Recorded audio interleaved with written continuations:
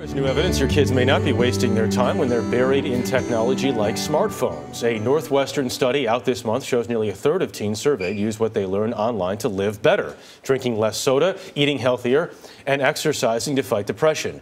Now, Jim Axelrod is here with a groundbreaking way for teens to find high-tech help when they need it urgently. Jim, good morning. Good morning. It's called Crisis Text Line, and its creators found a way to reach people in need where they are, on their phones. Sometimes a cry for help barely makes a sound. Just ask Darren Mastropolo. Someone might text in saying, I just can't take it anymore. I don't know where to turn. I'm just so overwhelmed. Darren is a counselor for Crisis Text Line. So you'll notice there are no walls. The idea of a woman named Nancy Lublin. She's the CEO of DoSomething.org, the largest online youth community in the country. They get all kinds of texts. The worst message we ever got was from a girl who said she was being raped by her father. And it was when we got that text message that everything changed. When Do Something got that text, they did the only thing they could do at the time and sent her the name of a rape crisis center. We didn't hear back. And the next day we sent it to her again, and we didn't hear back. We've never heard back from her. To this day, I don't know what happened to her. And it sort of wasn't enough. So Lublin did more, coming up that very day with Crisis Text Line.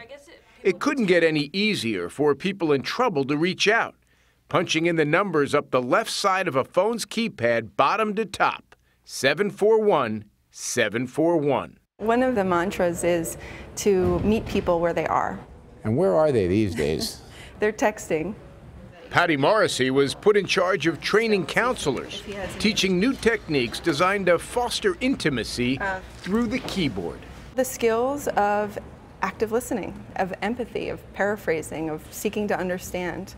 Normally in a conversation, you might be going, I get it, I hear you, in nonverbal ways. Right. You don't have that luxury here. Right. In 2013, Crisis Text Line launched in 2 cities. Within 4 months, they were in every area code in America.